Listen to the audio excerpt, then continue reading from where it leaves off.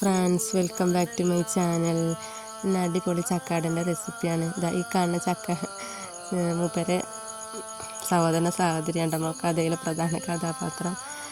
അങ്ങനെ ചക്കാട അടിപൊളി ടേസ്റ്റുള്ളൊരു ചക്കാടയാണ്. ഞാൻ ഈ പറയുന്ന രീതിയിലൊന്ന് റെഡിയാക്കി നോക്കണം കേട്ടോ.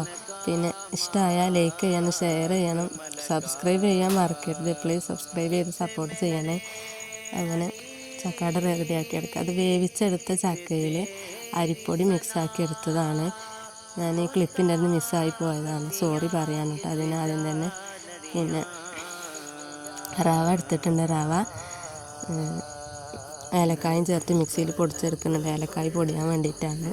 അതുപോലെ ശർക്കരപ്പാനി എടുത്തിട്ടുണ്ട്. അങ്ങനെ പൊടിച്ചെടുത്ത റവ ചക്ക റെഡിയാക്കി വെച്ച ചക്കേൻ്റെ മാവിൽ മിക്സാക്കി എടുക്കുന്നുണ്ട് കേട്ടോ. നല്ലപോലെ മിക്സാക്കി കട്ട ഉടച്ചെടുക്കണേ. അതേപോലെ ശർക്കരപ്പാനി ഒഴിക്കുന്നുണ്ട്. എല്ലാം നല്ലോണം കട്ട ഉടച്ചിട്ട് മിക്സാക്കി എടുക്കണം. അപ്പോഴാണ് അതിൻ്റെ ടേസ്റ്റ് കിട്ടും കേട്ടോ. കട്ട ഉണ്ടെങ്കിൽ അത് കടിക്കുമ്പോൾ അടക്ക് ഒറിജിനൽ ടേസ്റ്റ് കിട്ടില്ല. അപ്പോൾ അത് നല്ലപോലെ കുറുക്കിയെടുത്ത് നല്ലപോലെ മിക്സാക്കി എടുക്കണം. അങ്ങനെ മിക്സാക്കി എടുത്തിട്ടുണ്ട്. ഇനി ഇത് അടുപ്പത്ത് വെച്ചാണ്ട് കുറുക്കിയെടുക്കാം കേട്ടോ. നല്ല രീതിയിൽ കുറുക്കിയെടുക്കാം. നമ്മൾ കുറുക്കുമ്പോൾ നമുക്കത് കുറച്ച് കുറവായി തോന്നുന്നുണ്ടെങ്കിൽ, ലൂസായിട്ട് മാവിൽ വെള്ളമെല്ലാം പോലെ തോന്നുകയാണെന്നുണ്ടെങ്കിൽ അരിപ്പൊടിയോ റവയോ കുറച്ചും കൂടെ ചേർത്തിട്ട് കുറുക്കിയെടുക്കണം കേട്ടോ. ഞാൻ പലരും ഉണ്ടാക്കുന്നത് കണ്ടിട്ടുണ്ട്. എങ്ങനെ ചോദിച്ചാൽ ചക്ക മിക്സിയിൽ അരച്ചെടുത്തിട്ട് അതിൽ ഇങ്ങനെ റെഡിയാക്കി എടുക്കണം. പക്ഷെ നമ്മൾ ചക്ക വേവിച്ചിട്ട് പഴുത്ത ചക്ക, നല്ല പഴുത്ത ചക്ക വേണം കേട്ടോ. അത് നല്ലപോലെ വേവിച്ചെടുക്കുക.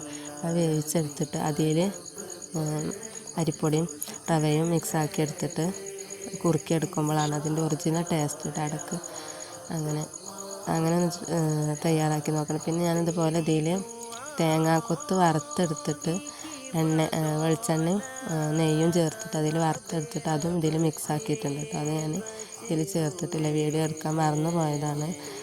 അങ്ങനെ പൊടുവണ്ണിൻ്റെ ഇലയും അതുപോലെ പ്ലാവിൻ്റെ ഇലയും വാഴയിലയും അതിൽ മൂന്നിലോട്ട് ഞാൻ റെഡിയാക്കി കാണിക്കണം. നിങ്ങൾക്ക് ഇഷ്ടമുള്ള ഇല എടുക്കാം.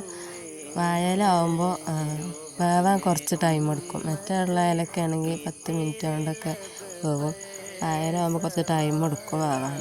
വാഴയില കുറച്ച് കട്ടിയുള്ള ഇല ആവുകൊണ്ട് പിന്നെ ടേസ്റ്റ് ഏത് ഇലയിലുണ്ടാക്കിയാലും ഒരു വ്യത്യാസമില്ല കേട്ടോ. അടിപൊളി ടേസ്റ്റാണ്. അത് നിങ്ങൾക്ക് ഇഷ്ടമുള്ള, നിങ്ങൾക്ക് ഏതാണോ കയ്യിൽ കിട്ടുന്ന ഇല അതെടുത്താണ്ട് റെഡിയാക്കി എടുക്കുക. അങ്ങനെ പ്ലാവിൻ്റെ ഇല ഞാൻ കോണാക്കി എടുത്തിട്ട് അതിൽ ഫില്ല് ചെയ്ത് വെച്ചിട്ടാണ് മാവ് റെഡിയാക്കുന്നത്. അങ്ങനെ ആവിയിൽ വേവിച്ചെടുക്കുന്നുണ്ട്.